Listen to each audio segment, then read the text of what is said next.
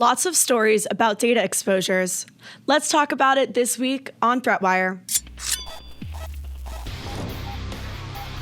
CVE of the week is the new vulnerability for GitLab. On July 10th, 2024, GitLab published patches and patch notes for repairing a major CVE. CVE 2024-6385 is ranked critical with a CVSS score of 9.6. This CVE, discovered via GitLab's HackerOne bug bounty program, allows for a bad actor to trigger the CI/CD pipeline as another user. Details of how this takeover happens have yet to be made public. It affects various versions of GitLab's Community Editions and Enterprise Editions, so be sure to update to the latest patch ASAP. In 2018, it came out that Signal's desktop application stored its database encryption key as plain text in a non-protected file, both for Mac and Windows. Signal never fully addressed this security flaw, so it was always a known secret for many of the security and Signal user community.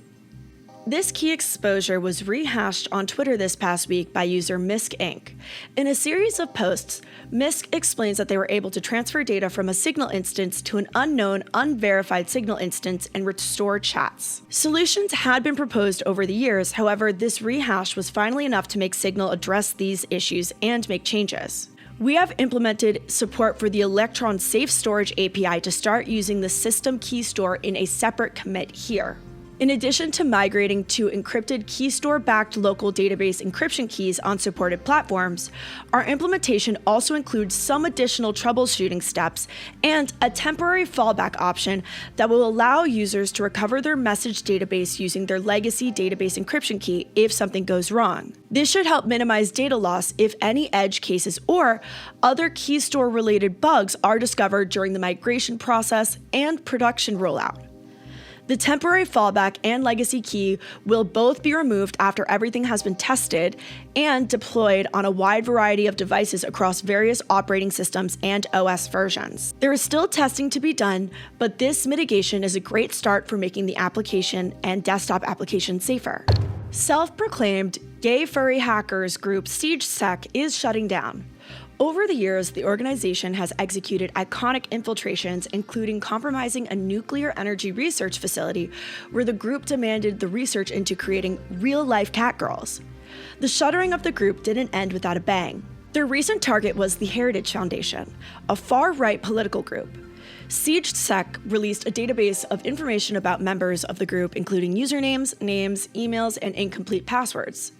SiegeSec also had other gigabytes of data, but they've deemed it only as mostly useless and won't release it. In the same hack release, SiegeSec has decided to disband. In a statement to their Telegram channel, they said, "Given the circumstances, I believe it's best we do so now.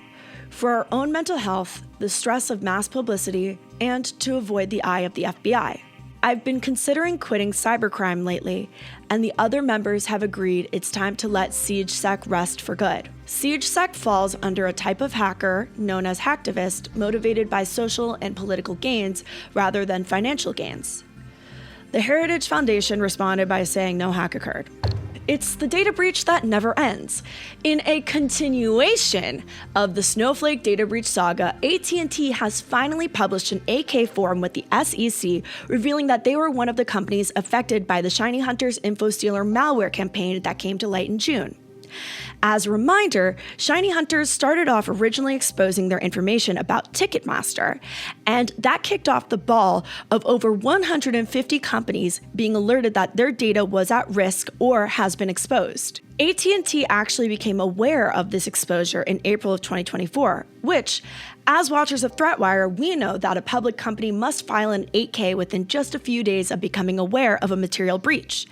It turns out that this was a very exceptional case, as the U.S. Department of Justice granted not one, but 2 extensions for their filing disclosure. In a conversation with CNN, the FBI talked about why.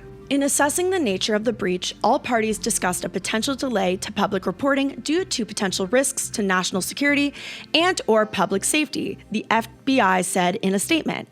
AT&T, FBI, and DOJ worked collaboratively through the first and second delay process, all while sharing key threat intelligence to bolster FBI investigative equities and to assist AT&T's incident response work. The negotiations with the hackers were handled through a third-party security researcher who goes by the handle Reddington.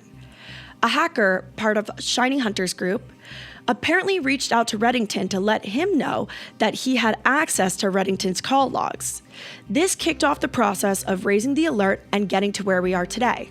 AT&T released a statement about the breach on July 12, 2024. Our investigation found that the downloaded data included phone call and text message records of nearly all of AT&T cellular customers from May 1st, 2022 to October 31st, 2022, as well as on January 2nd, 2023.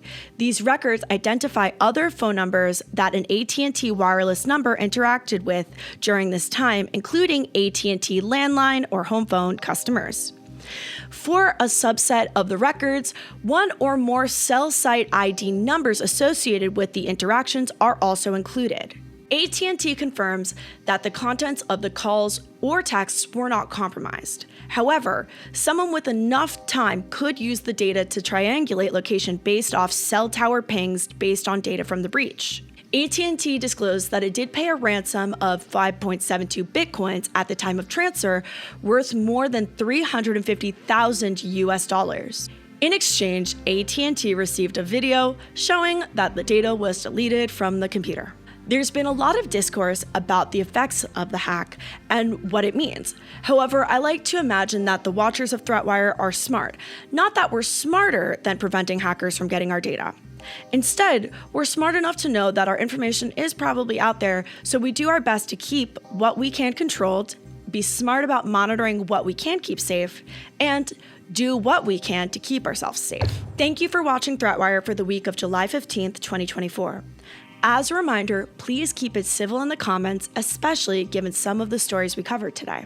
In other news, DEF CON is coming up, and I know I've mentioned it a few times, but who's going? I've made some stickers for ThreatWire viewers, so if you see me, feel free to stop me and ask for one.